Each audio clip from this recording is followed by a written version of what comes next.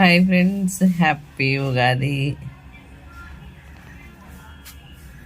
Friends, పండగ రోజు ఎప్పుడైనా మనం దీపం పెడతాం కదా, ఇట్లా 4 పక్కల 4 ఒత్తులు వచ్చేటట్టు పెట్టాలంట ఫ్రెండ్స్.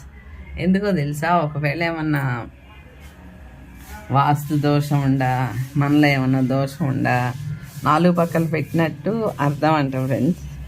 పండగ రోజే ఎవరికన్నా ఏమన్నా దోషాలు ఉన్నా, ఏమన్నా కోరికలు ఉన్నా ఇలా పెట్టుకోండి ఫ్రెండ్స్, మంచిది పండగలప్పుడు. నేనైతే ఉగాది పండగకి ఇలా పెట్టాను, మీకు చెప్పాలని చెప్తున్నాను. కొన్ని మనం చేసుకుంటే ఫ్రెండ్స్, పరిష్కారాలు మన చేతుల్లోనే ఉంటాయి. మా పచ్చడి రెడీ అయింది, పూజ అయిపోయింది ఫ్రెండ్స్. ఉదయం చేస్తే చాలా మంచిది, కోరికలు ఉండేవాళ్ళు ఈరోజు పచ్చడి చేసి దేవుడి దగ్గర పెట్టి కోరుకోండి. చాలా అంటే చాలా బాగా అయింది.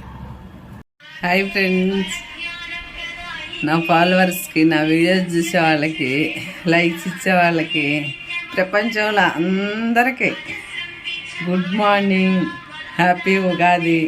అందరు బాగుండాలి ఫ్రెండ్స్, అందులో మేము ఉండాలి.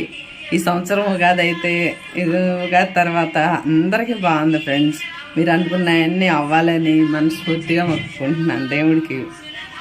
నేనేం చెప్పాలనుకున్నానంటే ఫ్రెండ్స్, ఏ పండగన్నా రానివ్వండి, ఉదయం లేవగానే మనం బ్రష్ చేసుకొని స్నానం చేసుకొని చేస్తే అది మంచిదంట ఫ్రెండ్స్. ఎందుకో తెలుసా? మనము ముందు రోజు ఏది పడితే అది తినేసి ఉంటాము. అందుకని గిన్నెలు శుభ్రం చేసినా కానీ, ఒకవేళ ఇల్లు తుడిచినా కానీ, ఏ పని చేసినా కానీ ఫ్రెండ్, అది కంప్లీట్గా శుభ్రం అవ్వనట్టు. కొంతమంది మామిడాకులు కూడా డోర్కి కడతారు. మామిడాకులు స్నానం చేసే కట్టాలంట ఫ్రెండ్స్. చాలామంది పాటిస్తారు. మనకి వెనకటికి పెద్దవాళ్ళు ఉండేవాళ్ళు కదా, చెప్పేవాళ్ళు ఇట్లా చేయాలి, అట్లా చేయాలి, ఈ టైంకి లెగవండి అని. ఇప్పుడు ఎవరున్నారు ఫ్రెండ్స్? పెద్దవాళ్ళని ఎవరుండని ఇస్తున్నారు అసలు?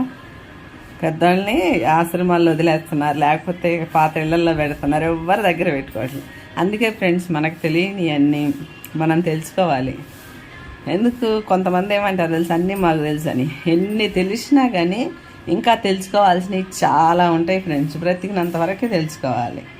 ఏదన్నా ఒక మాట ఎవరైనా చెప్పారనుకోండి, వీళ్ళు దేవుడితో సమానం, ఖచ్చితంగా దేవుడే మనకు దిగొచ్చి చెప్పాడు అన్నట్టు ఫీల్ అయి పాటిస్తే మనం చాలా అంటే చాలా బాగుపడతాం ఫ్రెండ్స్.